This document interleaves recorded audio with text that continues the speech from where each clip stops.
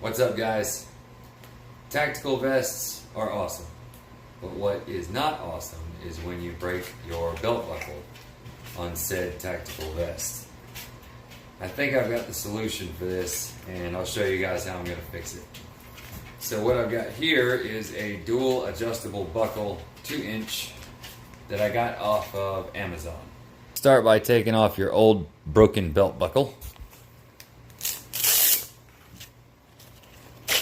That was hard. Put her through like so.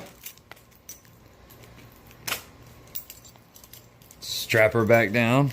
So this thing looks and feels pretty great. Feels like it would be really strong, really sturdy.